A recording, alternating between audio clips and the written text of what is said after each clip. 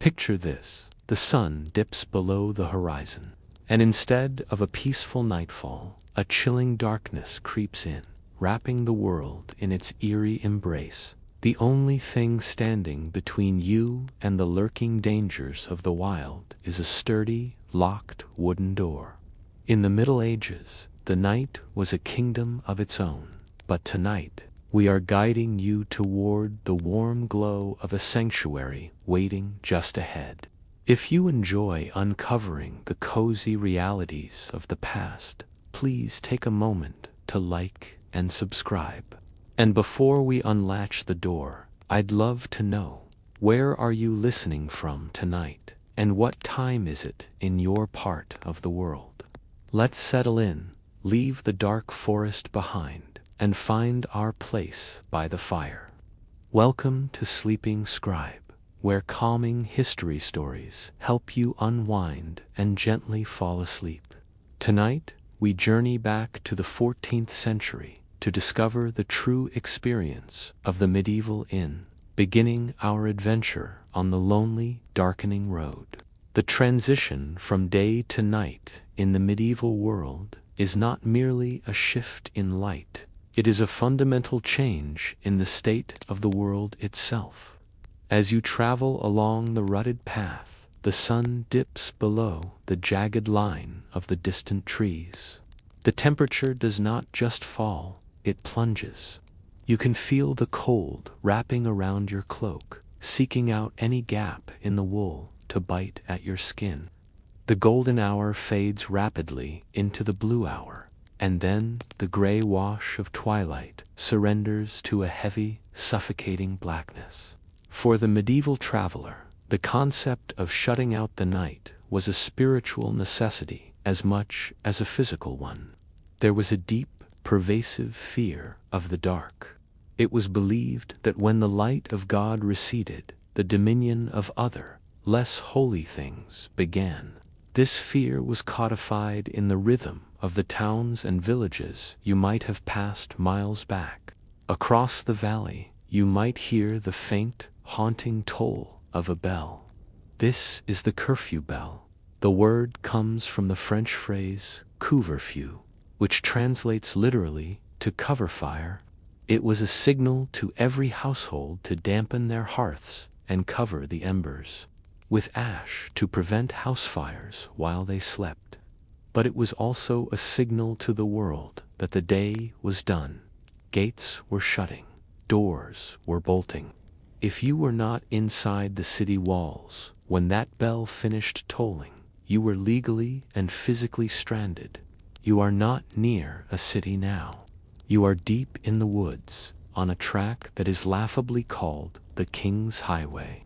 In reality, it is little more than a muddy scar across the landscape, plagued by deep ruts that can snap a horse's leg in an instant. Maintenance is rare. If a local lord has not paid his dues, or if the peasants have been too busy with the harvest, the road simply erodes back into the earth. The silence here is heavy. It amplifies every sound. The crunch of dry leaves under your horse's hooves sounds deafeningly loud, like footsteps following you. You stop to listen, holding your breath. Is it an echo, or is it something else? Wolves were a very real and present danger in the forests of Europe during this time. These were not the shy creatures that retreat from human contact today. In the 14th century, particularly in hard winters, wolf packs were bold, hungry, and numerous. A distant, mournful howl echoes through the valley, bouncing off the rocky outcrops. It is a beautiful sound from the safety of a high tower, but out here, exposed on the road, it is a primal warning that freezes the blood. But the beasts of the forest are not the only threat. You worry about outlaws. The word itself is terrifying in its literal meaning. To be an outlaw meant you were outside the protection of the law. You had no rights. You could be hunted without penalty. These men, often desperate and violent, made the woods their home. They knew the terrain better than any traveler. They waited in the shadows of the ancient oaks, watching for the glimmer of a merchant's silver or the heavy saddlebags of a weary rider. There is no police force to call. There are no streetlights to guide you. Signs were almost non-existent, so you had to rely on landmarks committed to memory or the vague directions of a peasant you passed hours ago. Travel was agonizingly slow. On a good horse, you might cover 20 or 30 miles in a day. On foot, with a heavy pack, you would cover far less.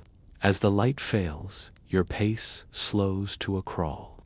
You cannot see the potholes or the tree roots snaking across the path. You strain your eyes against the oppressive, ink-like blackness. It feels thick, almost like a liquid that you have to push through. Lighting a candle is not an option. Wax was expensive, and a simple tallow candle would blow out in the wind or burn down too quickly to be of use. Lanterns were heavy, and the glass or horn windows were fragile. So you travel in the dark. Your mind begins to play tricks on you. Superstitions were woven into the fabric of daily life. Every flickering shadow could be a night spirit. Every strange light bobbing in the marshland could be a will-o'-the-wisp, a mischievous entity known for leading travelers off the safe path and into the deadly bogs to drown. You keep your head down, muttering a quiet prayer, urging your horse forward. The smell of damp earth and rotting vegetation rises from the forest floor, a scent of decay that reminds you of how far you are from the comforts of home. Just as the cold begins to seep into your very bones, and the despair of a night spent in the open begins to take hold, you see it. It is faint at first, a tiny, flickering orange star in the vast void of the night. It disappears behind a tree trunk, and your heart sinks, but then it reappears, slightly brighter, slightly closer. It is a beacon in the void. It is the inn. The relief that washes over you is physical. Your shoulders drop. The grip on your reins loosens just a fraction. You urge your horse into a trot, the promise of warmth overriding the fear of the dark. As you draw closer, the shape of the building begins to emerge from the gloom. It is a silhouette against the stars, a large, gabled roof blocking out the night sky. Extending from the building, jutting out over the road, is a long pole. This is the ale stake. It is the universal sign of welcome. At the end of this long pole hangs a large bush or a wreath of evergreen, likely ivy or holly. This was the ancient symbol that wine or ale was available within. It is from this custom that we get the old proverb, "Good wine needs no bush," meaning that a quality product does not need heavy advertising. But tonight, that bush is the most beautiful thing you have ever seen. For those who could not read, which was the vast majority of travelers, there might also be a pictorial sign hanging from the stake. It would creak on its heavy iron hinges, swinging in the wind. A painting of a white hart, or a red lion, or a swan. These images were bright and bold, designed to be seen by the flicker of a torch. The inn is located strategically. It sits at a crossroads, or perhaps near a bridge crossing a swollen river. These were the natural choke points of travel, the places where weary wanderers would inevitably funnel. Unlike a private house, the innkeeper here is under a legal obligation to host you. If he has room, he cannot turn you away. He is a public servant in a private enterprise, a vital link in the network of medieval commerce and travel. The visual contrast is striking. Behind you lies the blackened, hostile landscape, where the wind howls and the unseen creatures prowl. Ahead, a single window glows with a warm, amber light. It is a square of gold cut out of the darkness. You can see the flickering orange glow of a torch mounted near the gate, its reflection shimmering in a muddy puddle on the ground. You arrive at the gate. This is a courtyard, designed with defense in mind. It is a fortress of hospitality. The main building wraps around a central yard, presenting a solid, windowless wall to the outside world on the lower levels. The only way in is through the heavy timber gates. They are massive, built from thick oak planks, studded with iron nails. At a certain hour, usually coinciding with the curfew bell, these gates would be barred. You are lucky. They are still open, just a crack. Your horse's hooves transition from the soft, sucking mud of the road to the hard, rhythmic clatter of cobblestones. You pass under the archway and enter the courtyard. The change in atmosphere is instant. The moment you cross that threshold, the wind dies down. The high walls of the inn block, the biting gale. The air here is suddenly still. It smells different. The scent of rotting leaves is replaced by the smell of wood smoke, rich and comforting. You smell hay, sweet and dry. You smell the warm, musky scent of other horses. An ostler, a stable hand with a rough woolen tunic and a lantern, emerges from the shadows. He takes the reins of your horse. You slide down from the saddle, your legs stiff and aching from hours of riding. Your boots hit the stones with a heavy thud. You can see your own breath puffing out in white clouds in the cold night air, illuminated by the stable boy's lantern. You take a moment to look around the architecture of your sanctuary. Above you, running along the upper story of the inn, are the galleries. These are open wooden walkways that overlook the central courtyard, protected by overhanging eaves. They allow guests to move between rooms without stepping down into the mud of the yard. The walls are constructed using the wattle and daub method, a lattice of wooden strips. The wattle is filled in with a mixture of sticky clay, straw, and animal dung, the daub. It sounds primitive, but when dried and whitewashed with lime, it creates a wall that is windproof, waterproof, and surprisingly warm. The bright white plaster between the dark timber beams gives the inn that classic, half-timbered look that we still associate with history today.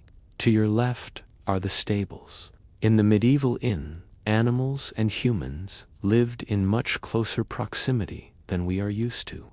The heat from the horses and oxen in the stables would rise, helping to warm the sleeping quarters above. It was a symbiotic ecosystem of warmth.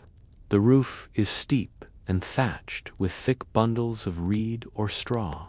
While tile was becoming more common in cities due to the risk of fire, out here in the country, thatch was an excellent insulator. It kept the heat in during the winter and the heat out during the summer.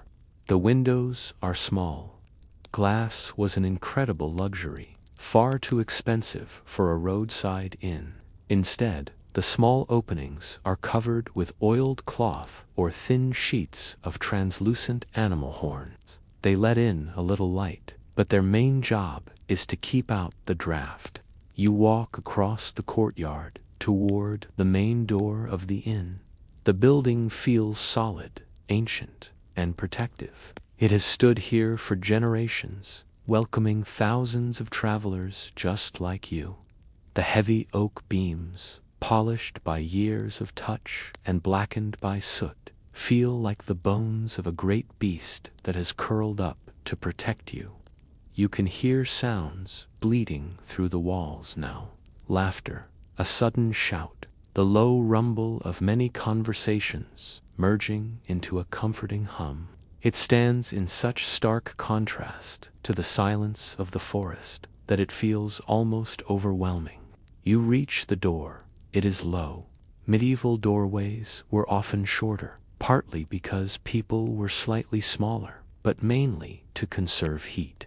A large door lets out too much warmth when opened. You have to duck your head to enter. You reach out and grasp the heavy iron latch. The metal is cold against your skin, rough and pitted with rust. You press down with your thumb, hearing the satisfying clack of the mechanism. You push the heavy wood inward. The sensation is immediate. It is a physical blow of heat. You step into the great hall or the common room. This is the heart of the inn. It is the engine that drives the entire establishment. The air inside is thick and hazy. In older inns, there might be a central open hearth in the middle of the room, with the smoke lazily drifting up toward a hole in the roof. But this is a more modern establishment for the 14th century, so there is a massive fireplace dominating one wall. The fire is roaring. Great logs of oak and ash are consumed by flames that leap high, casting a golden, dancing light across the room. The smoke that escapes the chimney hangs in the rafters, forming a blue haze. It hardens the timbers and fumigates the room, keeping insects at bay. It catches in your throat for a moment, but it smells of home. The heat hits your frozen face, and your cheeks begin to tingle. It is that strange, stinging sensation as the blood rushes back into your skin, thawing your frozen features. Your fingers, stiff and clumsy inside your gloves, begin to ache as the circulation returns. It is a good pain. It is the pain of survival. The room is dimly lit, but compared to the pitch-black road, it feels dazzlingly bright. The primary light comes from the fire itself, throwing long, animated shadows against the walls. There are no wax candles here. They are for the church and the nobility. Instead, rushlights burn on the tables. These are simple reeds, dipped in animal fat, held in iron clips. They burn with a smoky, sputtering flame. In the corners, tallow candles made from rendered beef or mutton fat offer a little more illumination, though they give off a distinct, meaty smell as they melt. The furniture is simple and sturdy. Long trestle tables run the length of the room. These are essentially boards placed over wooden legs. They are designed to be taken apart and stacked against the wall at night to clear floor space for sleeping guests. There are no private tables here. You sit where there is space.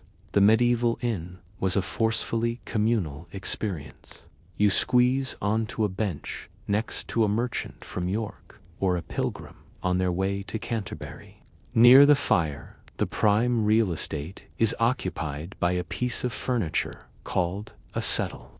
This is a high-backed wooden bench. The high back is designed to capture the heat from the fire and reflect it onto the people sitting there, while simultaneously blocking the drafts from the door.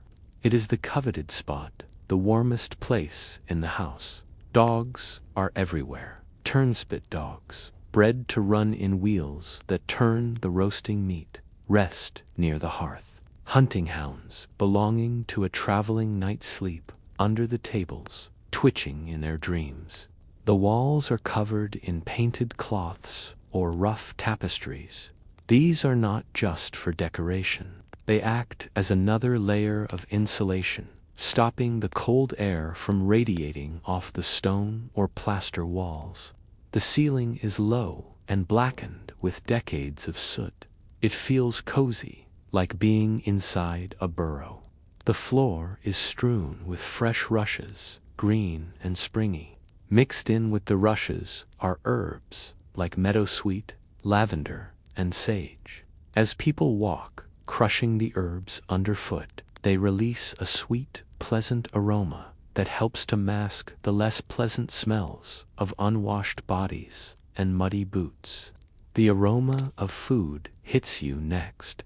It is a dense, savory smell. A haunch of meat is roasting on a spit over the fire, dripping fat into the flames with a hiss. A cauldron of pottage, a thick vegetable and grain stew, bubbles on a hook. The yeasty, sour smell of ale is everywhere. You find a space on a bench. You slide your pack off your shoulders and let it drop to the floor. You pull off your gloves and hold your hands out toward the flames.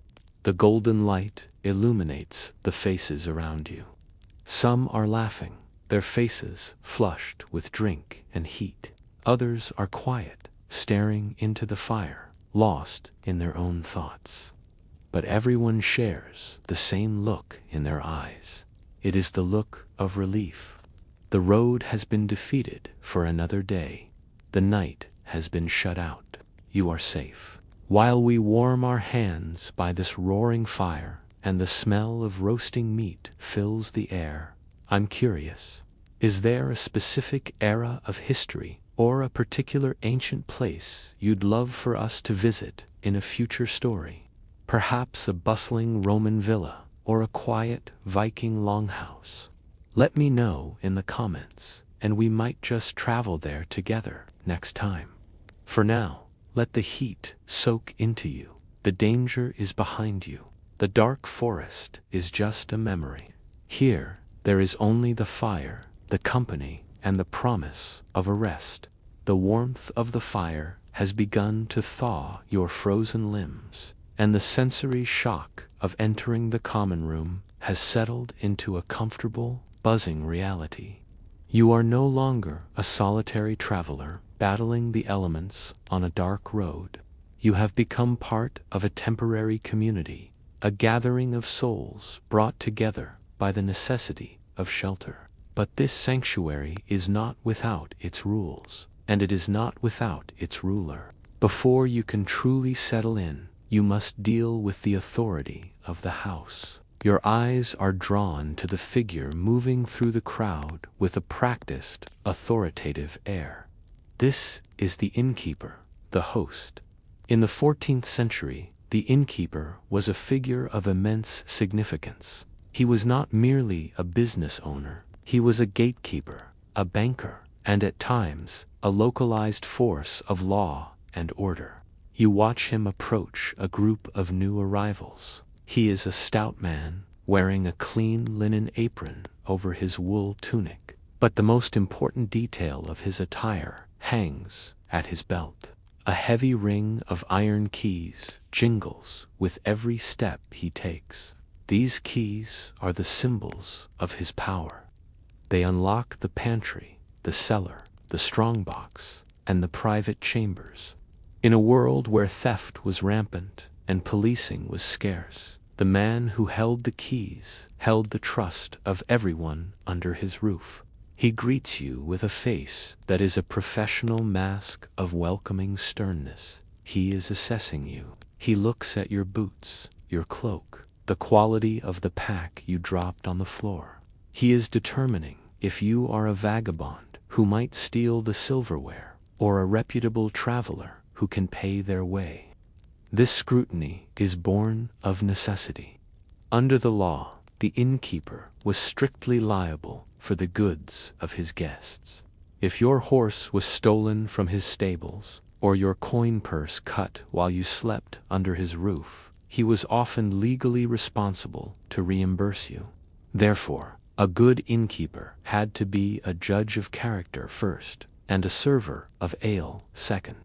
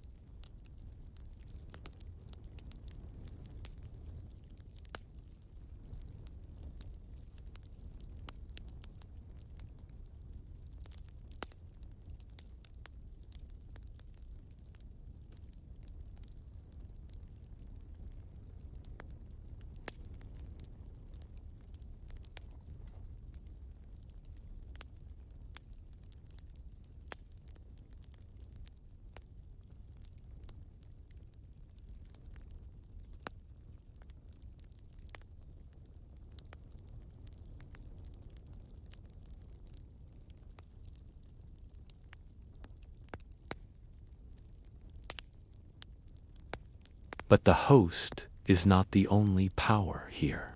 Moving behind the bar, commanding the flow of drink, is the alewife, or the brewster. In the Middle Ages, brewing was traditionally women's work, and the woman who ran the inn's taps was often a formidable partner to the host. She manages the casks, her arms strung from hauling pitchers, her eyes sharp as she surveys the room for empty mugs. The ale she serves is not just a beverage. It is a regulated utility. The production and sale of ale were governed by the assize of bread and ale, a strict set of laws determining price and quality based on the price of grain. You might notice a man sitting near the barrels who looks somewhat official. He is the ale cunner. This is a real and respected job title. The ale conner was an officer appointed by the local manor or town to ensure that the buyer sold was of good quality and sold at a fair price. History tells us of a rather unique method of testing. It is said that some ale conners would pour a small puddle of ale onto a wooden bench and sit in it while wearing leather breeches. They would sit there for 30 minutes, drinking and talking. When they stood up, if their leather breeches stuck to the bench, the ale was deemed to have too much unfermented sugar and was of poor quality. If they rose cleanly, the ale was good. Whether this happened every time is debated, but looking at the man inspecting the barrels, you can appreciate the seriousness with which this society treats its drink. Having satisfied the host with a coin or a tally, you are directed to a seat. The time has come to address the hollow ache in your stomach. The smell that greeted you earlier now demands your full attention. Food in a medieval inn was communal, seasonal, and hearty. There were no menus. You ate what the host had cooked that day, and almost invariably what he had cooked was pottage. A wooden bowl is placed before you. Steam rises from it, thick and fragrant. Pottage is the ancestor of all stews, a dish that sustained the population of Europe for centuries. It is a thick, porridge-like soup made from oats or barley, boiled for hours with whatever vegetables were available: peas, beans, onions, leeks, and cabbage. If you are lucky, and tonight you are, there is meat in it. Salted pork, a bit of bacon, or perhaps mutton. The pottage is the foundation of the meal. It is warm, filling, and deeply comforting. It coats the stomach and chases away the chill of the road. But how do you eat it? There are no forks on the table. The fork was a suspicious Italian invention that wouldn't catch on in England for another few centuries. Instead, you reach for your own knife, which every traveler carries at their belt. You also have a spoon, perhaps carved from wood or horn, which you brought with you. Alongside the bowl of pottage sits a slab of bread. But this is not the bread you might expect. It is a thick, dense slice of a loaf that is several days old. It is hard and crusty. This is a trencher. In a time before cheap pottery or metal plates, the bread itself served as the plate. The serving girl ladles a portion of roasted meat directly onto this slice of bread. You watch as the hot juices and gravy from the meat soak into the stale bread, softening it. You eat the meat with your fingers and your knife, and as you do, the trencher absorbs the flavor. At the end of the meal, you might eat the gravy-soaked bread yourself, or, in a wealthy household, it would be gathered up and given to the poor or the dogs. Here, after a long ride, you will likely eat every crumb.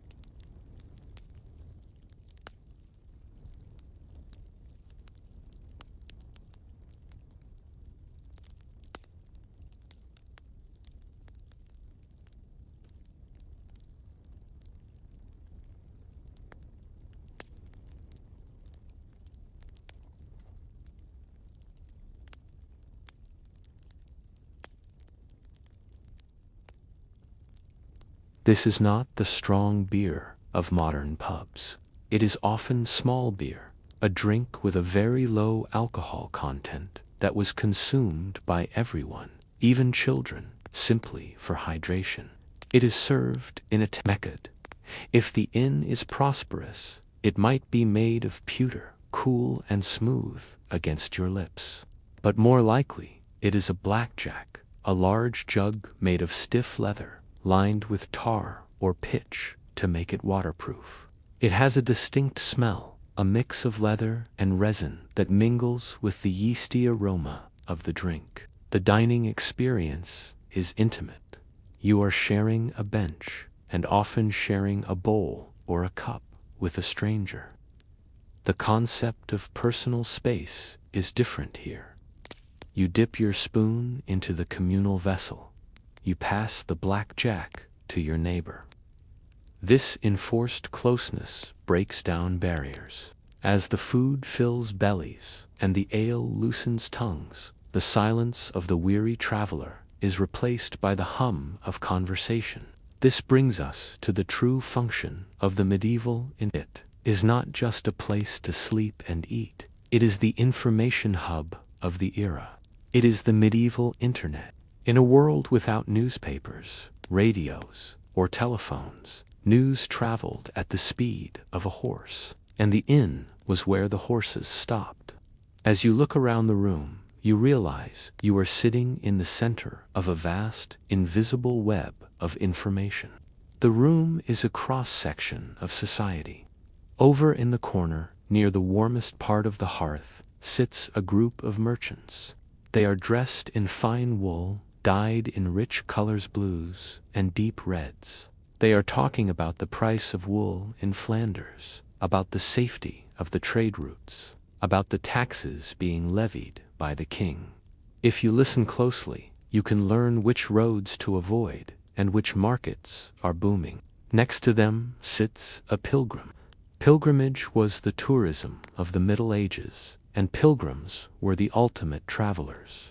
This man wears a badge on his hata scallop shell, perhaps indicating he has been to the shrine of St. James in Spain, or a lead ampulla from Canterbury. He is holding court, telling a rapt audience about the miracles he has seen, the holy relics he has touched, and the strange lands he has crossed. His stories are likely embellished, filled with dragons and divine interventions, but they are the entertainment of the evening. They widen the world for those who have never left their village. Suddenly, a hush falls over a section of the room. A man has entered who wears the livery of a nobleman, or perhaps even the king. He is a messenger. He carries a leather scroll case. He is dusty and exhausted, changing horses at the inn before riding on. When he speaks, people listen. He brings news from the courtroomers of war, announcements of a royal birth, or declarations of new laws. In this room, the distant politics of the capital become real. Literacy is rare, but it is present. You might see a scholar or a clerk reading a letter aloud to a group of illiterate listeners. It might be a broadsheet, a printed song, or a bit of doggerel poetry. The words float through the smoky air, binding the room together in a shared experience of knowledge. There are darker figures, too. The pardoner, a church official licensed to sell indulgences, pieces of paper that promise forgiveness for sins. He opens his bag, displaying what he claims are bones of saints or fragments of the true cross. The skeptical merchant eyes him with distrust, but the pious peasant reaches for his coin purse. And there are whispers. Spies and informants frequented inns, listening for seditious talk or gathering intelligence for their masters. The phrase, "walls have ears," feels very literal here. You learn to speak carefully, to enjoy the company, but keep your deepest secrets close. The air is filled with a cacophony of accents. You hear the sharp, clipped tones of the north, the rolling vowels of the west country. and perhaps the strange, melodic cadence of a trader from France or Italy. It is a melting pot. For this one night, the strict social hierarchy of the feudal world is slightly compressed. The knight sleeps under the same roof as the wool merchant. The monk breaks bread near the plowman. As the evening deepens, the energy in the room begins to shift. The plates are cleared away by the serving staff, who move like shadows through the haze. The hunger of the road has been satisfied. The intense exchange of news begins to wind down. The intransitions from a dining hall to a living room. Pastimes begin to emerge by the firelight. On a table near you, two men are setting up a game. It is a folding wooden board with triangular points painted on it. This is tables, the ancestor of modern backgammon. It was wildly popular in the Middle Ages. You hear the rhythmic clatter of bone dice being shaken in a cup, followed by the sharp click of wooden counters moving across the board. The players are focused, their faces illuminated by the rushlight, groaning at a bad roll or cheering at a lucky strike. Elsewhere, someone has scratched a grid into the wooden table's surface, 3 concentric squares connected by lines. They are playing 9 men's Maurice, using pebbles or dried beans as pieces. It is a game of pure strategy, silent and intense. Gambling is technically frowned upon by the church, and sometimes by the king. But here in the inn, it is a staple of the night. Coins change hands, tally sticks are adjusted. There is a thrill in the air, a small vice to sweeten the hard life of the traveler. Music begins to drift from a corner. It is not a formal performance, but something organic. A traveler has pulled a lute from a protective case.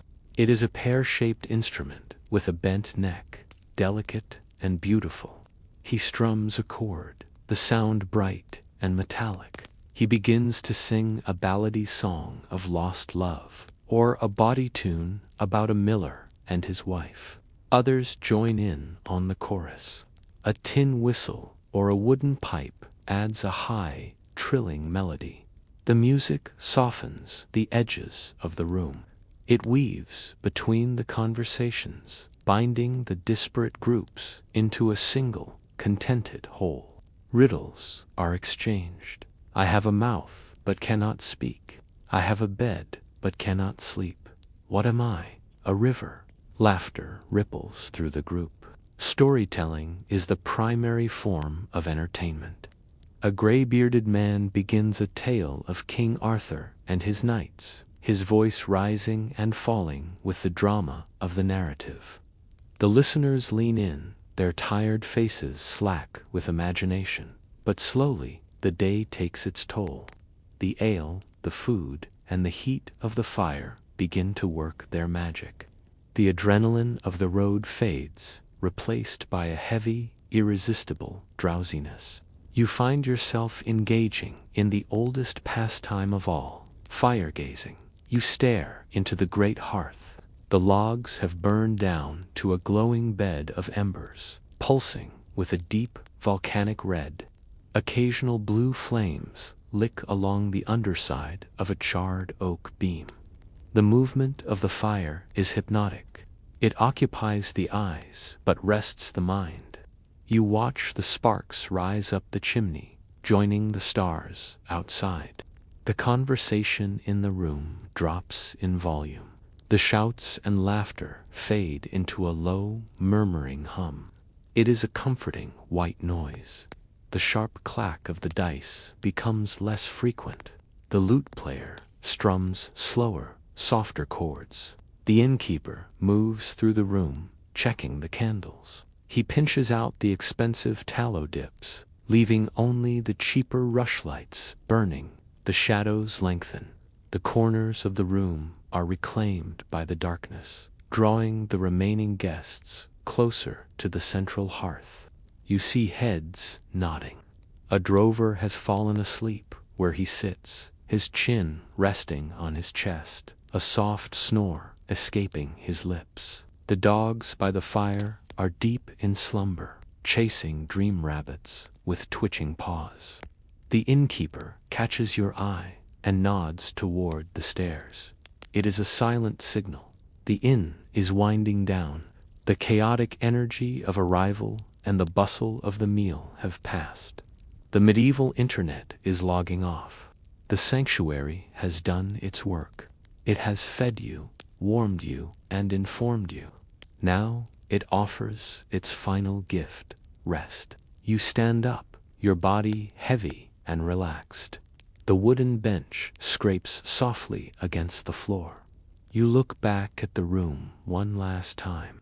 It is a tableau of Pisa golden, smoky painting of humanity, finding comfort in the dark. You are ready to ascend the stairs, leaving the embers to their slow decay, and find the sleep that waits for you in the shadows above. As the sounds of the common room fade into a gentle hum, I wonder if you could summon any meal to appear on the table before you right now. What would be your ultimate comfort food? A rich stew, a fresh loaf of bread, or perhaps something from your own childhood? Tell me in the comments as we prepare to head upstairs for the night. The night has fully descended upon the world outside, wrapping the inn in a blanket of absolute, impenetrable black. Down in the common room, the roar of the fire has been tamed to a steady, pulsing glow, and the lively chatter of the evening has softened into a low, rhythmic murmur. The time for stories and songs is over. The time for rest has arrived. You rise from the bench, your body heavy and grateful for the movement.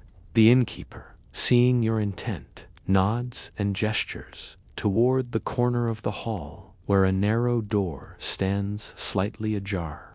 It is the entrance to the stairwell, the portal that separates the public life of the day from the private sanctuary of the night. You begin to ascend the stairs. The staircase is steep, narrow, and winding. It spirals upward in a tight coil, a design born of an age where defense was always a consideration. In a castle, such a stair would force an attacker to climb single file, exposing them to the sword of a defender. Here, in this place of hospitality, the architecture merely serves to slow you down.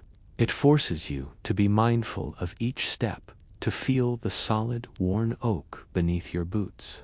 The wood of the staircase is ancient. It has been polished smooth by the passage of countless thousands of travelers who have climbed this same path before you.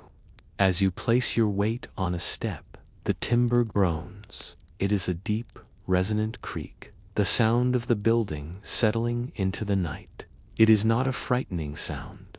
Rather, it feels like the house itself is exhaling, relaxing its structure after the burden of the bustling day. As you climb higher, leaving the ground floor behind, you notice a distinct shift in the atmosphere. The air changes. Down below, it was thick with the heat of the fire, the smell of roasting meat, and the press of bodies. Here, in the stairwell, the air becomes cooler. It is cleaner, thinner, and carries the faint, dusty scent of old wood and dry plaster. The noise of the common room, the clatter of dice, the strum of the lute fades away beneath you. It becomes a distant, muffled memory, as if you are rising above the world itself. At the top of the stairs, you enter a long, dimly lit corridor. The floorboards here are uneven, bowing slightly in the middle from centuries of use. You have paid the extra penny for a luxury candle for the chamber. The groom of the chamber, a young servant whose sole job is to attend to the sleeping quarters, hands you a small iron holder. The flame of your single tallow candle flickers in the draught, casting long, dancing shadows against the walls. The light is soft and golden, illuminating only a few feet in front of you, creating a small, moving sphere of visibility in the gloom. The walls of the corridor are rough to the touch, the wattle and daub plaster uneven and cool. Bundles of dried herbs hang from the rafters above your head. You catch the scent of rosemary, sage, and tansy. These are not merely for decoration. In the medieval mind, bad smells were thought to carry disease. So sweet-smelling herbs were hung to purify the air and mask the musty odor of the old building. It is a sharp, clean scent that clears your head and prepares you for sleep. You reach a heavy wooden door. It is thick, built of planks that have darkened with age to the color of molasses. In a high-end inn such as this, there might be a simple iron bolt or a latch on the inside, a rare and comforting feature. You lift the latch, the metal cold against your thumb, and push the door open. It swings inward with a soft sigh of hinges, revealing the bedchamber. The room is shadowed and still. It is a space defined by its centerpiece, the item that gives the room its name and its purpose, the bed. In the 14th century, a bed was not just a piece of furniture. It was a significant asset. It was often the most expensive item in a household, passed down in wills from generation to generation. The bed before you is a tester bed. It is a massive structure of carved oak, imposing and sturdy, for thick posts rise from the corners, supporting a heavy wooden roof or tester above. This roof is not for style. In a building with a thatched roof, debris, dust, and insects would often fall from the ceiling. The tester protects the sleeper, creating a clean, sheltered space within the room. It feels like a room within a room, a fortress of solitude. Surrounding the bed are heavy curtains made of thick wool or velvet. They are currently tied back, but later they will be drawn shut. These curtains serve a dual purpose. They provide privacy in a shared space, but more importantly, they trap the body heat, creating a warm, insulated pocket of air against the cold of the drafty night. You approach the bed and inspect the mattress. It sits high off the floor. It is a large sack of ticking cloth, stuffed tightly with straw, or, if this is a particularly fine inn, with wool. Every morning, the chambermaids must pummel and shake this mattress to redistribute the stuffing, fluffing it to remove the hollows left by the previous night's sleeper. Beneath the mattress, supporting your weight, is a lattice of strong ropes woven across the bed frame. Over time, these ropes stretch and sag, leading to a hammock-like effect that can be uncomfortable. To ensure a good night's sleep, these ropes must be pulled taut using a special wooden tool key.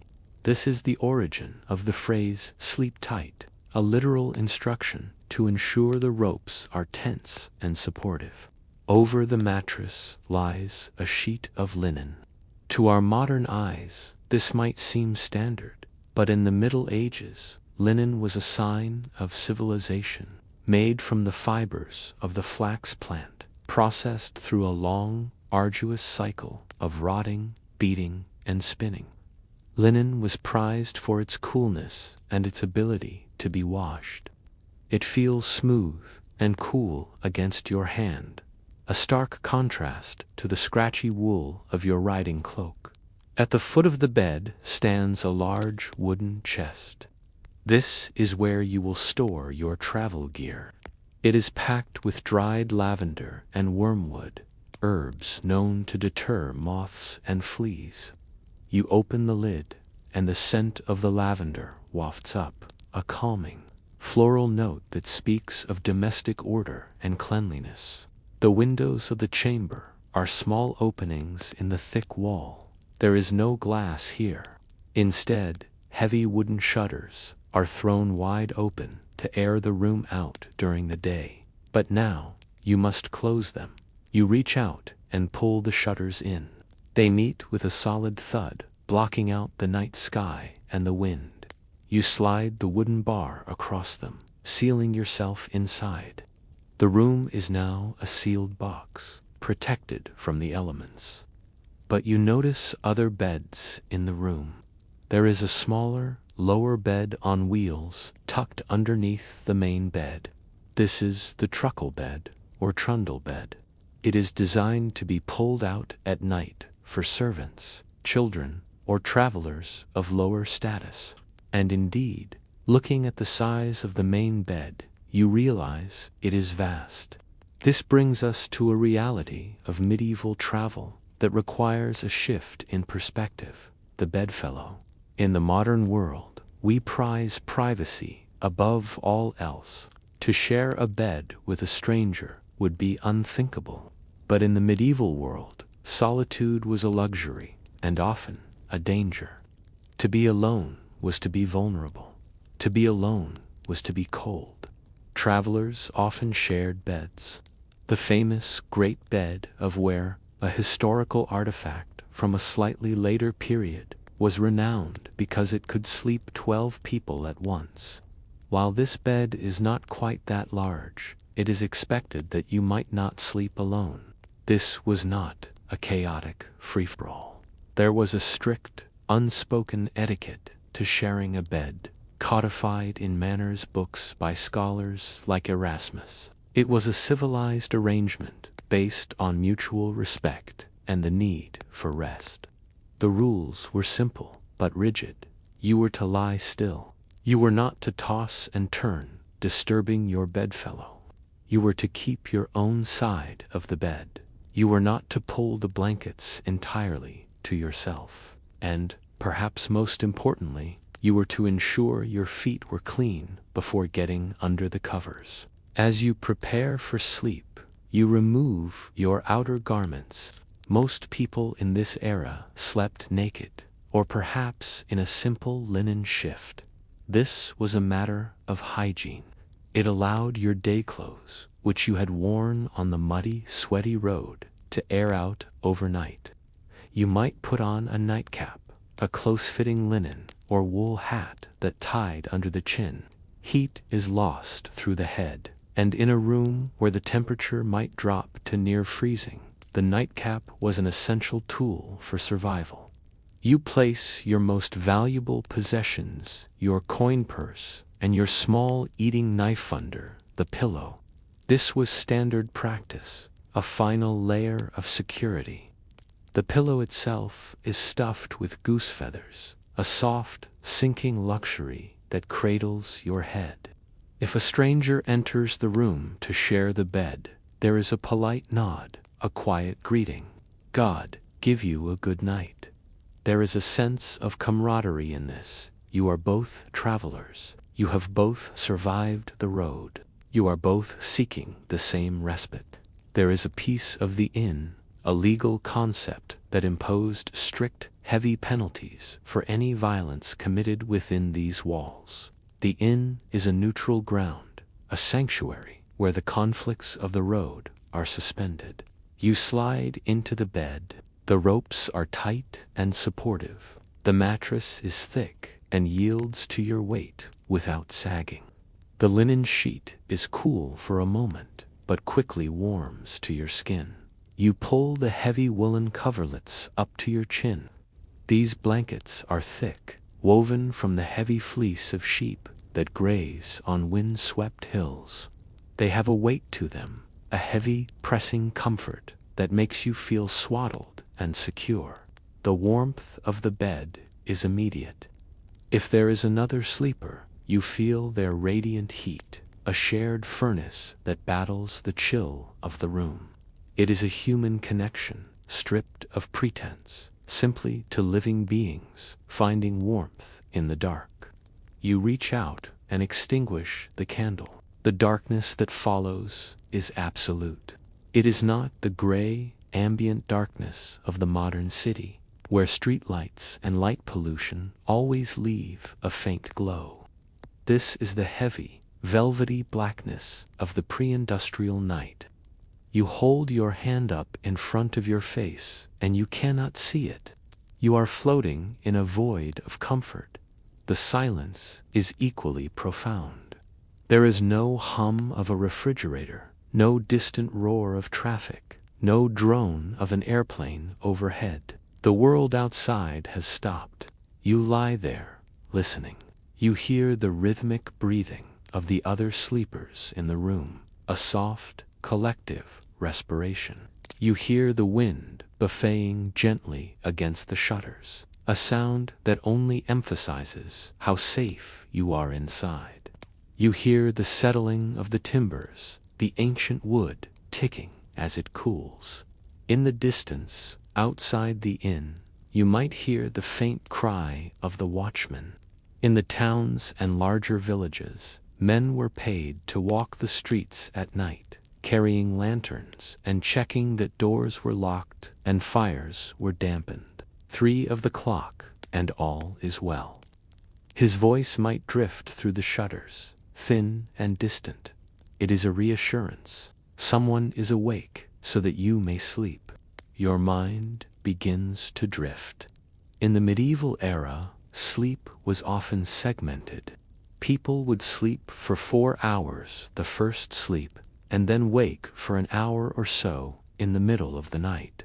In that quiet hour of waking, they would pray, reflect on their dreams, or simply lie in the warmth before falling back into the second sleep. You wonder if you will wake, or if the exhaustion of the road will carry you through until dawn. Your limbs feel heavy, sinking deeper into the feather mattress. The tension of the ride, the vigilance of the forest, the cold of the twilighted, all drains away, absorbed by the soft linen and the smell of lavender. The world of the 14th century, with all its dangers and hardships, fades. The mud of the king's highway is gone. The howl of the wolf is silenced. There is only this room. There is only this bed. There is only this moment of suspended time. You feel a profound sense of gratitude. You have shelter. You have warmth. You have safety. In a world that is often harsh and unforgiving, these simple things are the greatest treasures of all. Your breathing slows. It matches the rhythm of the house. You are safe within the timber walls. The heavy wooden door stands locked against the night, and the fire in the hearth downstairs has burned down to glowing embers, keeping a vigil while you rest. The road outside is forgotten, and here, in the warmth of the chamber, there is only rest. The traveler has found their sanctuary. As we leave them to their peaceful slumber, safe within these timber walls, I hope you too feel that sense of profound safety and comfort. Sleep well, my friend, for the journey is done. The history of travel is a long and winding road. It is a story of how we treat the stranger at our door. To understand the inn, we must look back at its very roots. Long before the tall signs and the warm kitchens existed, there was a different kind of welcome. It was a welcome born of duty and faith. This was the era of the monastery. In the quiet corners of the medieval world, the monastic house stood as a beacon. It was a place where the weary could find rest without a price. The monks followed a specific rule that shaped their lives. This was the rule of Saint Benedict. It was written in the 6th century, but its influence lasted for over 1,000 years. One of the most important parts of this rule concerned guests. It stated quite clearly that all guests who arrived should be received as if they were the holy figure of Christ himself. This was not a mere suggestion. It was a sacred command that defined the daily rhythm of the cloister. When a traveler knocked at the heavy wooden gates, they were met with a specific ritual. The monk in charge of the gate would bow low. He would offer a prayer of peace. There was no talk of coins or payment in these early days. Instead, there was a shared sense of humanity. The guest house within the monastery was known as the xenodochium. This word comes from the ancient Greek language. It literally means a building for the reception of strangers. Inside the xenodochium, the atmosphere was one of profound stillness.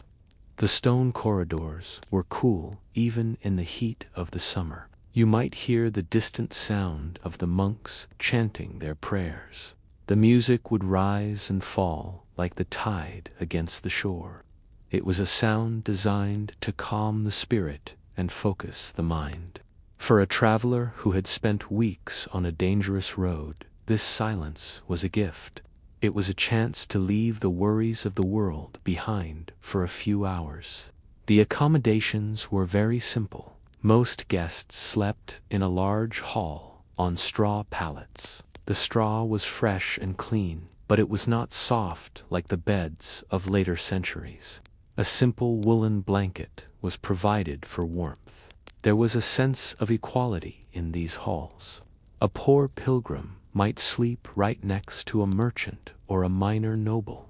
In the eyes of the monastery, every soul was equal in its need for rest. The role of the guest master was a vital one. This was a monk chosen for his patience and his kindness. He was responsible for making sure the fires were lit and the food was served. He acted as the bridge between the silent world of the monks and the busy world of the travelers. The guest master would listen to stories of the road. He would offer comfort to those who were sick or exhausted. He was the first true professional in the history of hospitality. As the centuries passed, the demand for these guest houses grew. Great pilgrimage routes began to cross the landscape of Europe. Thousands of people were on the move every year. They were traveling to see holy sites and ancient relics. This mass movement of people required a more robust infrastructure.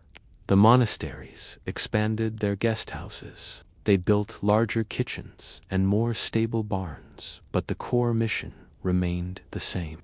It was a mission of charity and care. However, there were limitations to this monastic hospitality. The rules were very strict. Guests were often required to follow the schedule of the monks. This meant waking up very early for the first prayers of the day. There was also a strict separation of the genders. Men and women were housed in different areas to maintain the purity of the monastic life. For a family traveling together, this could be a difficult arrangement. The food offered at the monastery was simple but sustaining. At the gate, many monasteries offered what was known as the wayfarer's dole. This was a small portion of bread and ale given to anyone who passed by. It was a way of ensuring that no one went hungry. The bread was thick and dark. The ale was weak but safe to drink. These simple calories provided the energy needed to reach the next town or the next village. In the late medieval period, groups like the Knights Hospitaller began to emerge. These were military orders dedicated to the protection of travelers. They built hospitals and hostels along the dangerous routes to the Holy Lands. The word hospital and the word hospitality both come from the same root. They both describe a place where a guest is cared for. These knights provided a level of security that the monasteries could not always offer. They were the guardians of the road. Eventually, the world began to change. The rise of commerce and the growth of cities created a new kind of traveler. These people were not pilgrims seeking spiritual grace. They were merchants seeking profit. They had money to spend, and they wanted more comfort than a straw pallet could provide. They wanted privacy and good food and a place to conduct business. The old system of monastic charity could not keep up with this new demand. And so the transition from charity to commerce began. This shift did not happen overnight. It was a slow and steady process. Small houses in the towns began to offer rooms for a fee. These were the first true inns. They were independent businesses that focused on the needs of the paying customer. The silence of the cloister was replaced by the bustle of the market square. The era of the inn had truly begun. The dawn of the coaching era changed the landscape once again. In the 16th and 17th centuries, the way people moved across the land was transformed. The introduction of the stagecoach was a turning point in history. These large wooden carriages could carry many passengers at once.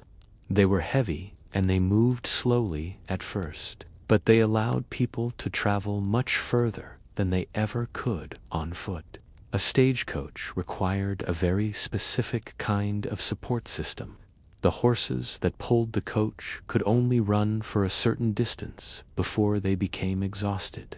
This distance was usually about 10 to 15 miles. This stretch of road was known as a stage. At the end of every stage, the coach had to stop. The tired horses were unhitched, and fresh ones were brought out from the stables. This process had to be fast and efficient. This need for fresh horses led to the rise of the coaching in these buildings, were designed specifically to handle the needs of the coach and its passengers. The architecture of these inns became iconic. Most of them were built around a large central courtyard. This courtyard was the heart of the operation. It was where the coach would pull in with a great rumble of wheels and a cloud of dust. The most famous feature of these inns was the wooden gallery. These were long covered walkways that ran along the upper floors of the inn. They looked down over the courtyard below. From these galleries, guests could watch the bustle of the yard. They could see the grooms scurrying to change the horses. They could see the luggage being unloaded from the roof of the coach.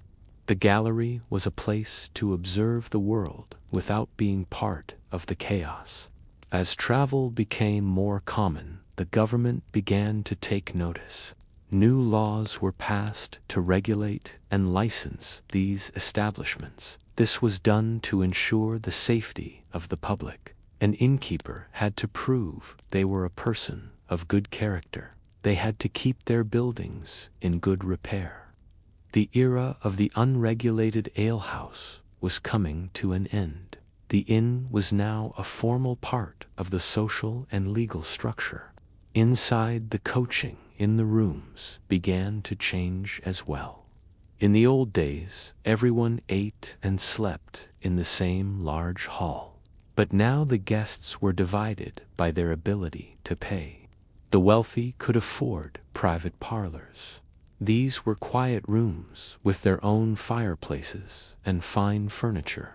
The less wealthy stayed in the common rooms. This stratification reflected the changing nature of society itself. The speed of travel continued to increase. By the 18th century, the flying coach had been introduced. These were coaches designed for maximum speed. They made fewer stops and used the best horses available. A journey that once took a week could now be finished in a few days. This increase in speed brought more people to the inns. The pressure on the staff was immense. The staff of a coaching inn was a complex hierarchy. At the top was the innkeeper and his wife.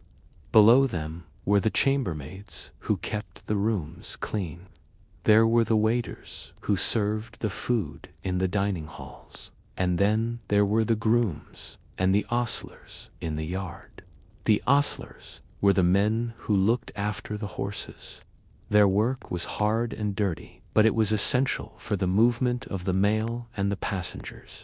The road quality also began to improve during this time.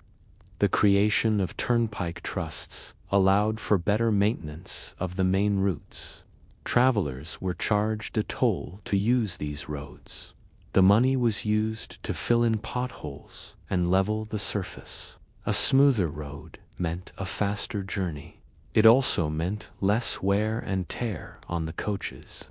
The inns along these turnpikes became very prosperous. The great writer Charles Dickens often wrote about the coaching era. He romanticized the image of the warm inn on a cold winter night.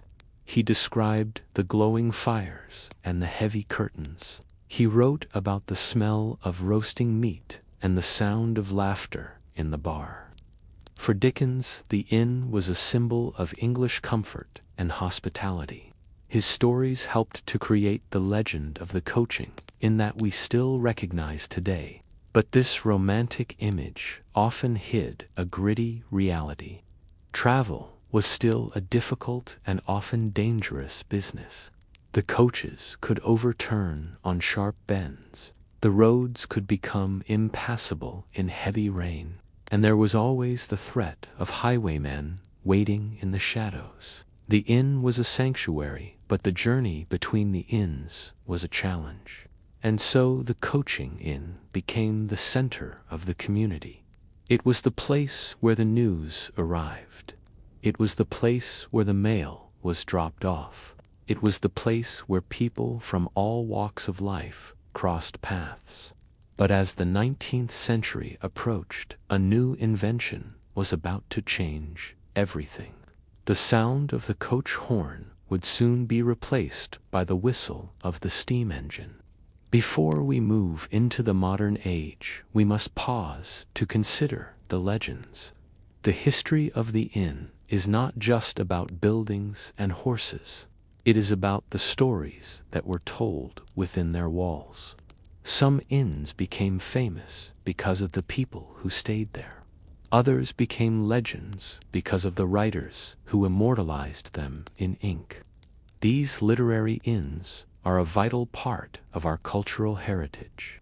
One of the most famous of these was the Tabard Inn in Sweathurk. This was the place where Geoffrey Chaucer began his famous Canterbury Tales. In the poem, a group of pilgrims gathers at the Tabard before setting out on their journey. The innkeeper of the Tabard actually becomes a character in the story. He proposes a storytelling contest to pass the time on the road. This shows how central the inn was to the social life of the Middle Ages. Another legendary site was the Mermaid Tavern in London.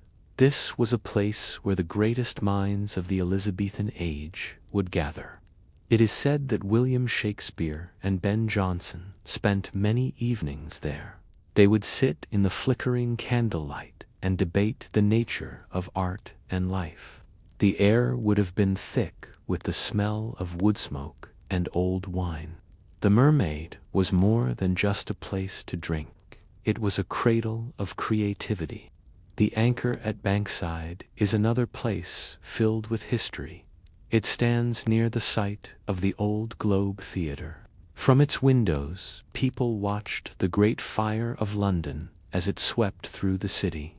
The smells of the River Thames would have drifted into the rooms. It was a place for actors and sailors and common laborers.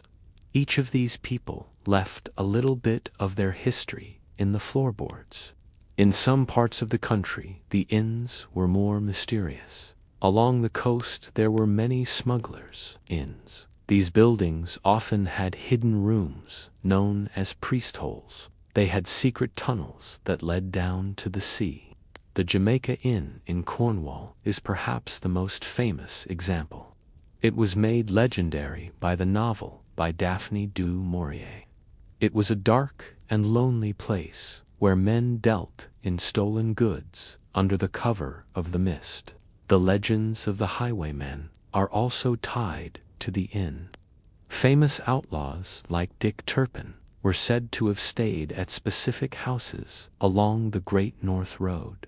These men were often seen as romantic figures, even though they were criminals. They would ride into the courtyard in the middle of the night. They would demand a fresh horse and a drink of ale before vanishing into the darkness. These stories added a layer of excitement to the history of the road. As we look at these old buildings today, we can almost hear the echoes of the past. There is a specific scent that hangs in a very old inn. It is the smell of old paper and leather bindings. It is the scent of oak beams that have stood for 500 years. When you walk across the floor, the boards creak with a rhythmic sound. It is a reminder that thousands of people have walked this same path before you. The preservation of these sites is a modern priority. Many of them are now protected by heritage organizations.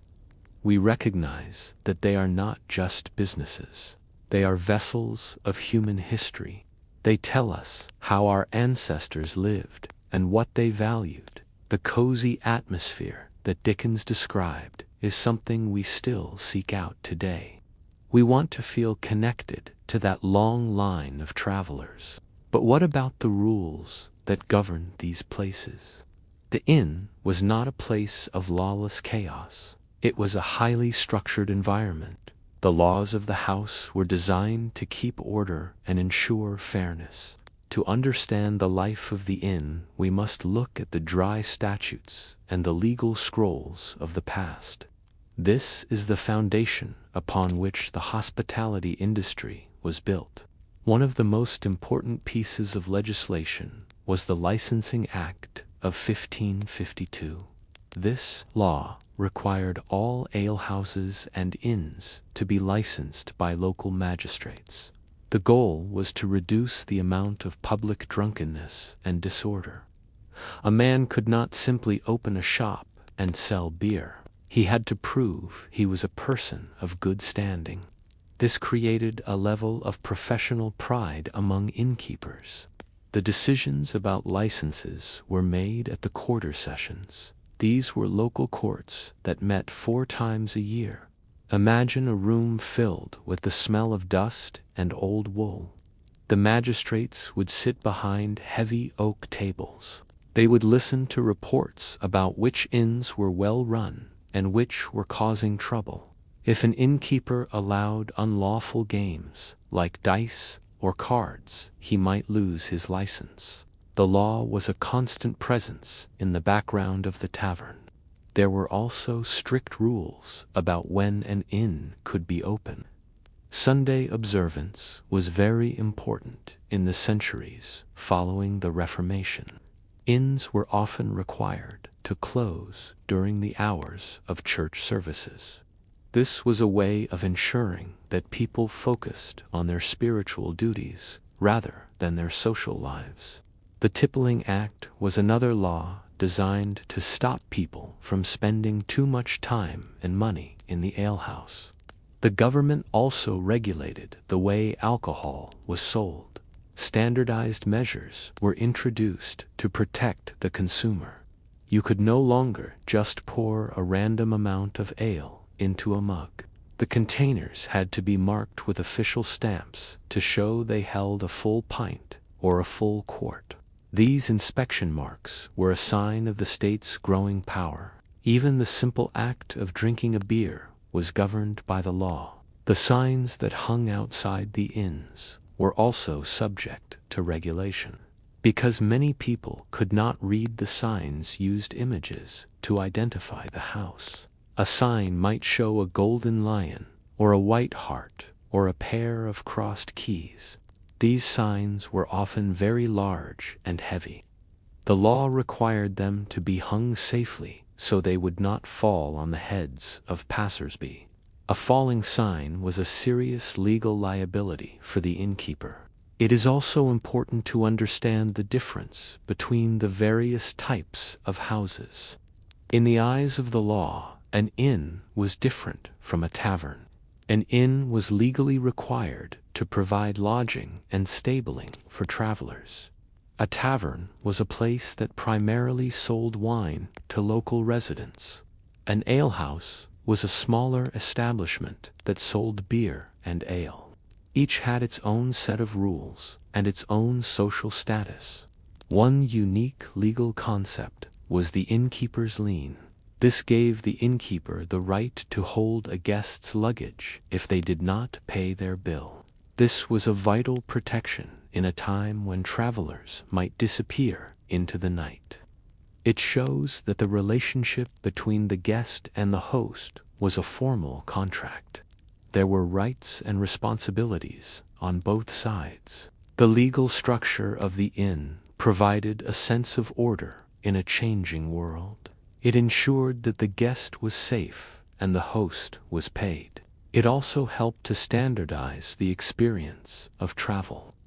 No matter where you went in the country, you knew what to expect when you saw the sign of a licensed in-laws of the house were the silent guardians of the road. And so, the focus of the story shifts to the end of an era. The 19th century brought with it the most significant change in the history of travel. The arrival of the steam train was a shock to the system. Suddenly, a person could travel at 30 or 40 miles per hour. They could cross the entire country in a single day.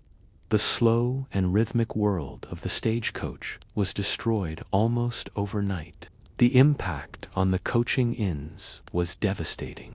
Many of them were located on the old mail routes, far away from the new railway lines. When the coaches stopped running, the customers vanished. The great courtyards that were once filled with noise and life became silent. The stables stood empty. The grass began to grow between the cobblestones. Many of the finest inns in the country fell into ruin or were converted into simple farmhouses. But the need for hospitality did not disappear. It simply changed its form. The grand railway hotels began to rise near the new stations. These were huge buildings with hundreds of rooms. They were designed for speed and efficiency. They were often owned by the railway companies themselves. The personal touch of the old innkeeper was replaced by a more professional and impersonal service. This was the birth of the modern hotel. In the late 19th century, a new trend began to revive some of the old country inns. This was the bicycle touring boom.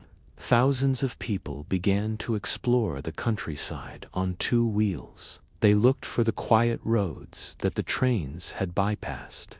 They sought out the old thatched inns for a place to rest and eat. This movement helped to preserve many buildings that might otherwise have been lost to history. The invention of the motor car in the 20th century continued this revival. People were once again traveling on the roads, but the car allowed for even more flexibility than the coach or the bicycle. This led to the creation of the motel or the motor hotel. These were functional buildings designed for the person who wanted to park their car right outside their door. The focus was on convenience and the open road. Despite all these changes, the concept of the public house or the pub remained strong. The local inn often survived as a social center for the village. It remained a place where people could gather to share news and stories. The spirit of the old alehouse lived on in the modern pub. We still look for those oak beams and the warm fire. We still value the sense of community that a good house provides. Today, many old inns are being transformed once again. The rise of the boutique hotel has seen many historical buildings restored to their former glory. Designers use the original features of the building to create a sense of timeless luxury. They combine the comfort of the modern world with the atmosphere of the past. It is a way of keeping the history alive for a new generation of travelers. The enduring nostalgia for the old inn is a powerful thing. We look at the fading paint on an old sign and we feel a connection to the past. We see the strength of the oak beams, and we are reminded of the permanence of human needs. No matter how fast we travel, we will always need a place to rest. We will always need a warm hearth and a safe bed. The world moves on, and the speed of travel quickens, but the spirit of the inn remains. From the cold stone cells of the monastery to the busy courtyards of the coaching age, the story is the same. It is a story of how we care for one another. It is a story of the open door and the shared table. As we close this chapter of history, we can let the dust settle on the archives. The silence of an abandoned road is not a sad thing. It is a peaceful thing. It is a reminder that everything has its season. The coaching inns had their time of glory, and now they have their time of rest. Some are gone forever, and some remain as silent witnesses to the past. They stand proud in the landscape. They are the landmarks of our collective memory.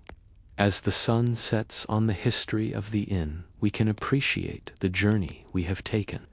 We have seen the evolution of hospitality from a sacred duty to a modern industry. We have heard the rumble of the wheels and the whistle of the train. We have felt the warmth of the fire and the cool of the stone. Each part of the story is a thread in the great tapestry of human experience. The desire for shelter is a timeless one. It is one of the most basic human instincts. When we look at an old inn, we are looking at our own history. We are looking at the places where our ancestors found comfort in a difficult world. The shadows in the corner of the room are filled with their stories. The air is thick with their presence. And so we let the narrative come to a gentle rest. The road ahead is long, but we know that there will always be a place for us at the end of the day. The light in the window of the inn will always be a welcome sight. It is a signal of peace and a promise of rest. We can close our eyes now and imagine that warm glow. We can listen to the rhythmic sounds of the past as they fade into the quiet of the night. The archives are full and the pen is still. The history of the inn is a treasure that we carry with us. It is a reminder that the simplest things are often the most important. A roof over our heads and a kind word from a stranger can change everything. This is the true legacy of the evolution of hospitality. It is a legacy of kindness that spans the centuries. Let the weight of the history settle around you like a soft blanket. Feel the calm of the ancient walls. Hear the distant echo of a coach horn in the mist. The world is quiet now. The journey for today is over. The inn is warm and the bed is ready. There is nothing more to do but rest. The spirit of the inn will be here when you wake. It is a constant in an ever-changing world. It is a home away from home. The world is held in a deep and heavy silence. It is the time before the dawn. The air inside the inn is cool and still. Every shadow remains in its place. The heavy oak beams overhead are dark and solid. They have watched over many nights like this one. In the great kitchen, the heart of the house is waiting. It is a room made of stone and history. The first task is the most important one. We must rake out the ashes from the night before. The iron tool moves slowly through the gray dust. It makes a soft and dry sound against the flagstones. There is a faint smell of burnt wood. The ashes are soft like silk under the rake. We move them aside to find the stone hearth underneath. The stone is cold now. Now we must call the fire back to life. This is a slow and careful process. We take the flint and the steel in our hands. The steel is cold and heavy. We strike them together with a steady rhythm. A small spark flies into the tinder. It is a tiny point of light in the darkness. We breathe on it very gently. The spark begins to glow. The kindling is dry and brittle. We layer it carefully over the glowing spark. It is made of thin twigs and shavings of wood. We listen for the first sound of the fire. It is a tiny snap and a soft crackle. The light begins to grow. It casts long and dancing shadows on the kitchen walls. The warmth begins to touch the air. In the corner sits a large wooden trough. It is filled with white flour. The flour is soft and cool to the touch. We add the water and the yeast. The yeast has a sharp and living smell. It is the scent of growth and change. We begin to knead the dough with our hands. This is a rhythmic and heavy work. The dough is thick and stubborn. We push it down and fold it over. Our hands become covered in a fine dust of white. The wood of the trough is smooth from years of use. We can feel the strength of the dough as it develops. It becomes warm under our palms. We cover it with a clean linen cloth. Now it must rest in the warmth of the hearth. The yeast begins to do its work. It is a slow and silent process. The dough begins to rise. It becomes light and airy. We can smell the sweetness of the grain filling the room. The fire is burning stronger now. The flames are orange and gold. They lick the bottom of the black iron pots. The kitchen is waking up. The floor needs to be cleaned. We take a broom made of birch twigs. The handle is worn and comfortable. We sweep the flagstones with long and steady strokes. The sound is scratchy and soothing. We move the dust and the crumbs into the hearth. The stones are becoming clean and gray. The rhythm of the sweeping is like a heartbeat. The water must be brought from the well. We go out into the yard. The air is freezing and fresh. The sky is beginning to turn a soft gray. The well is a deep and dark circle in the ground. We lower the wooden bucket into the depths. We hear the distant splash as it hits the water. The rope is rough in our hands. We wind the handle and pull the bucket up. The water is clear and very cold. It splashes over the side of the bucket. The sound is bright and clean. We carry the heavy weight back into the kitchen. We pour the water into the large iron kettle. It begins to sing as the heat of the fire reaches it. This is the music of the morning. Outside, the kitchen garden is still asleep. The herbs are covered in a fine layer of frost. We pick a few sprigs of rosemary and thyme. They are stiff and cold. We crush them between our fingers. The scent is powerful and green. It cuts through the smell of the wood smoke. We drop them into the simmering stock. The stock has been cooking for a long time. It is full of large bones and root vegetables. It bubbles very slowly on the edge of the fire. The smell is rich and savory. It promises strength and comfort for the day ahead. We stir it with a long wooden spoon. The liquid is dark and clear. It is the essence of the kitchen. The light is changing now. The gray sky is becoming pale. We can see the shape of the shutters on the windows.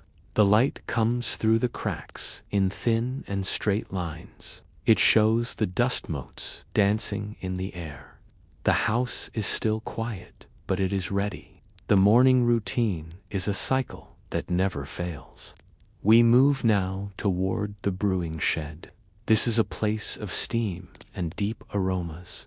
The brewing of ale is an art of patience. It begins with the malt. The malted grain is dry and crunchy. We grind it into a coarse meal.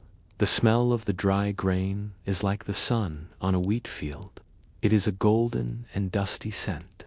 We mix the malt with hot water in a large vat. This is the mashing process.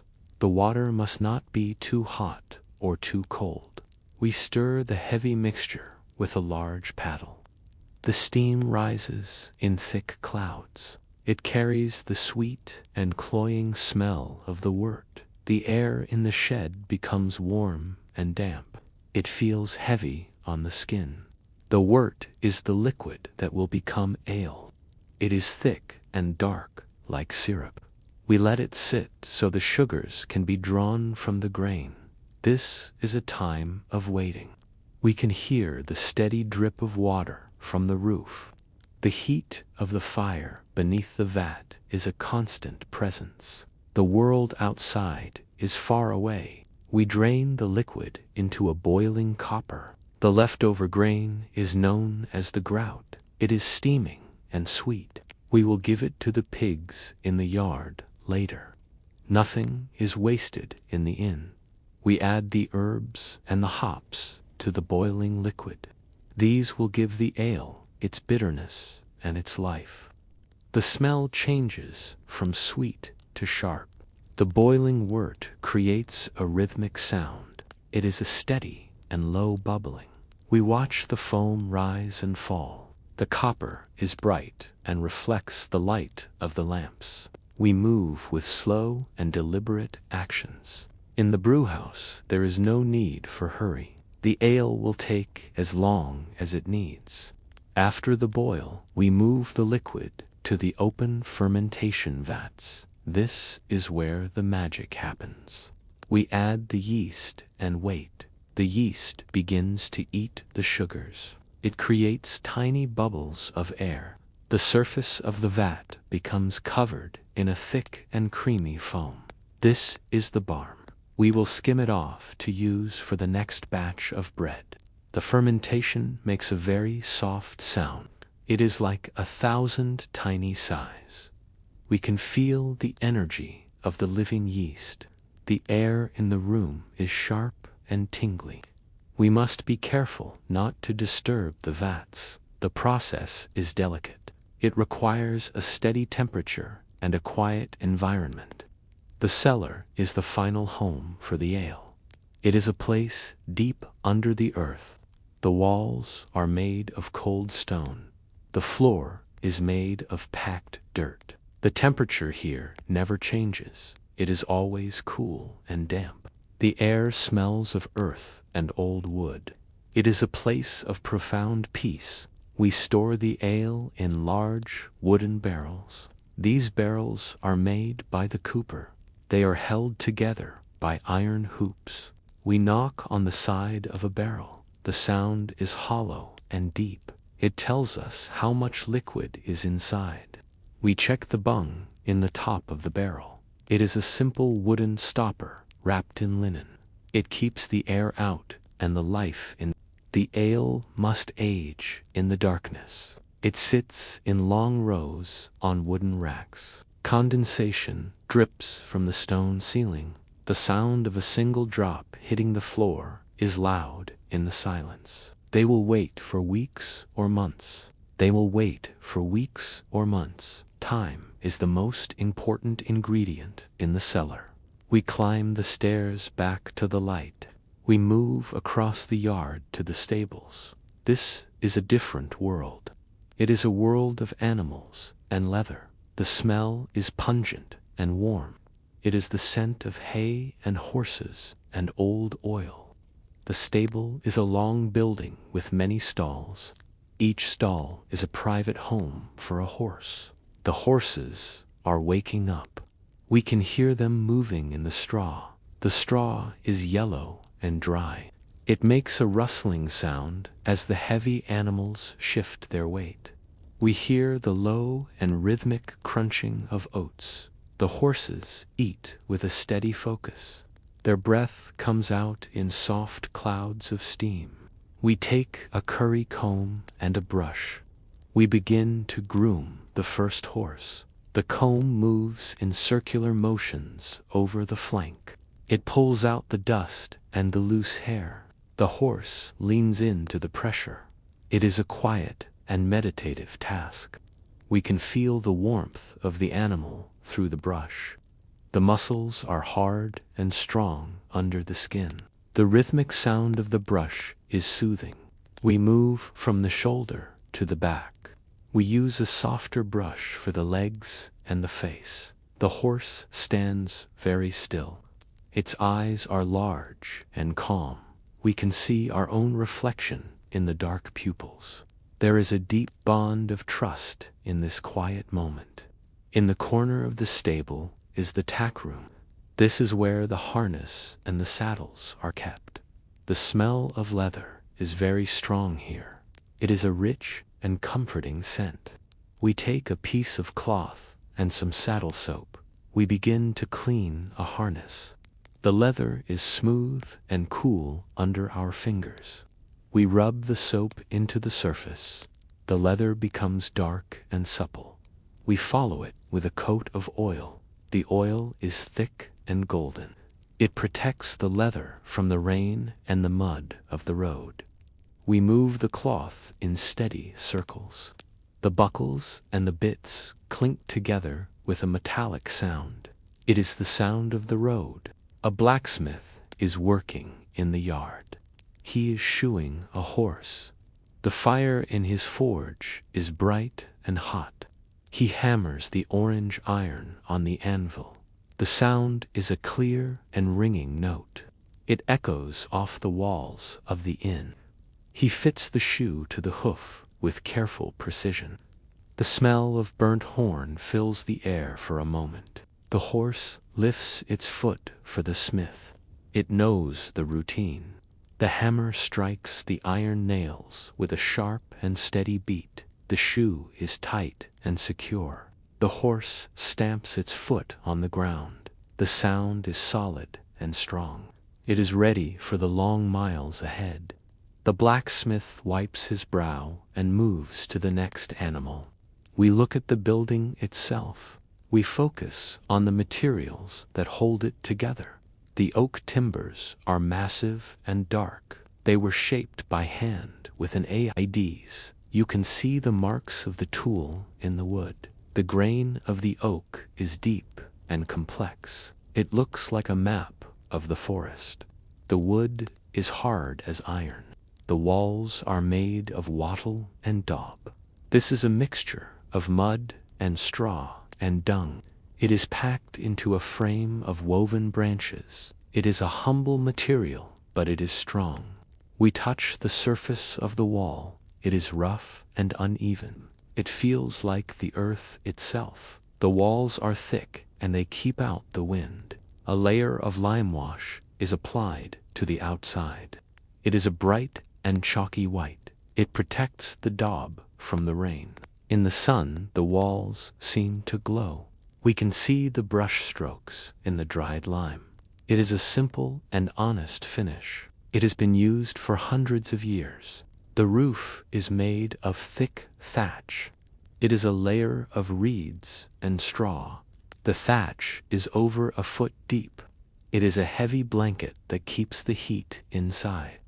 We look up at the underside of the roof. The reeds are golden and dry. They are tied together with thin twine.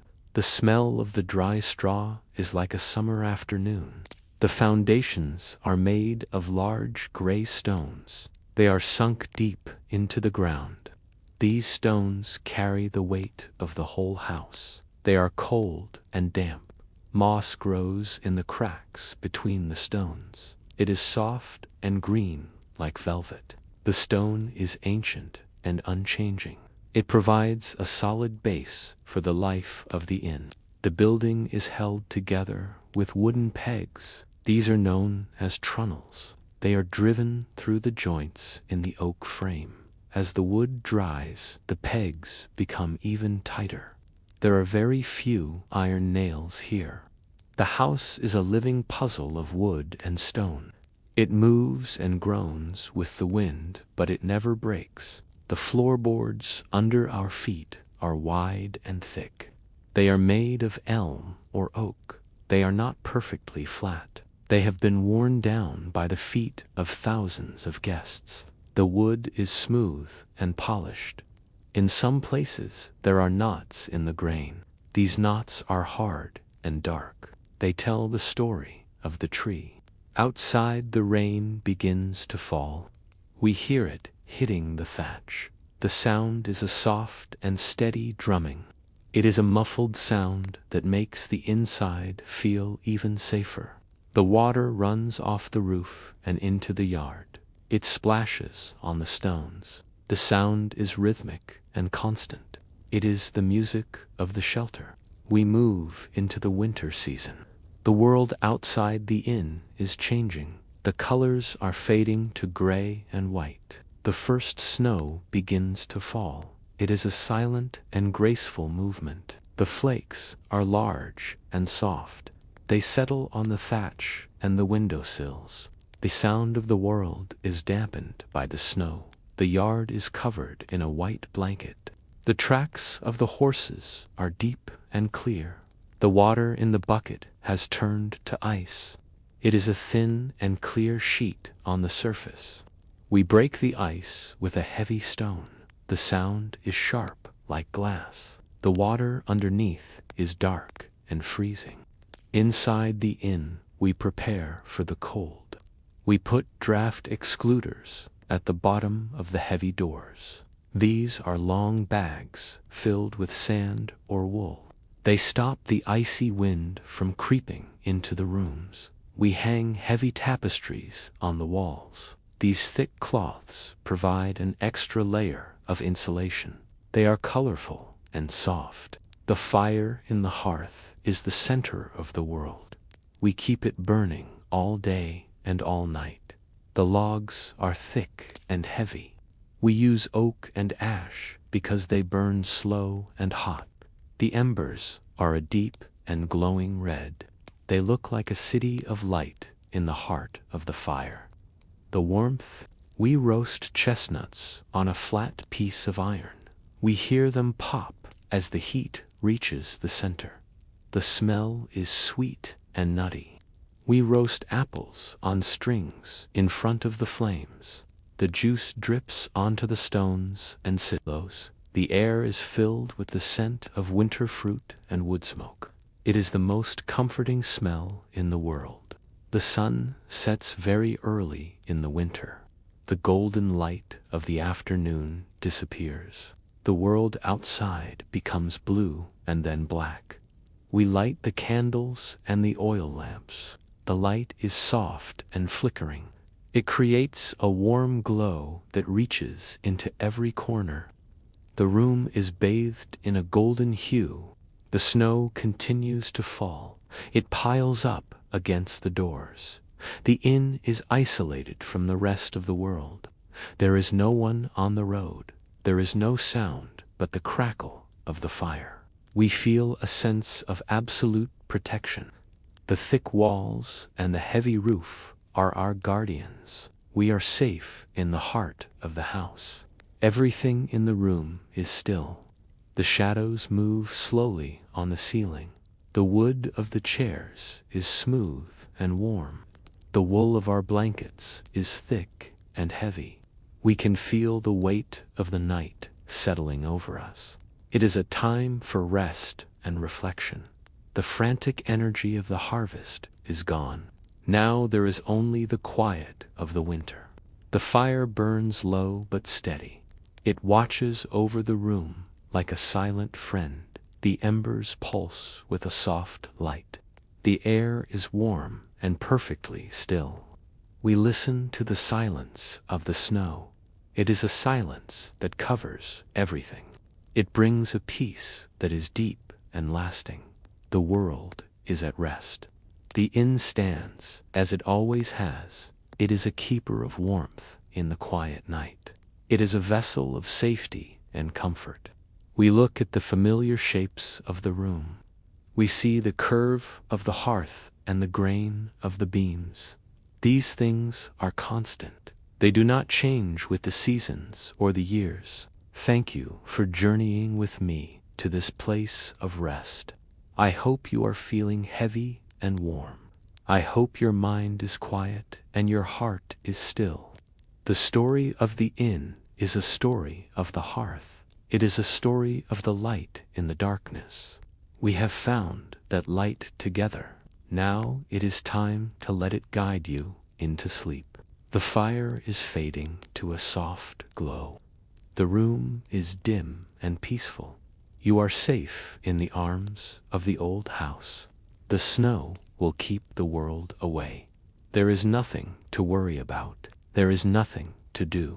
Just breathe in the scent of the wood smoke and the winter air. Let the rhythm of the house become your own. The morning will come in its own time. The fire will be lit again. The bread will rise in the trough. The horses will stir in the straw. But for now, there is only the night. There is only the silence and the warmth. You are exactly where you need to be. Everything is right. Everything is as it should be. The darkness is a soft blanket. It is a gift of the winter night. Let it wrap around you. Let it pull you down into a deep and dreamless sleep. The inn will watch over you. The stone and the wood will keep you safe. The spirit of the house is with you. Good night and sweet dreams.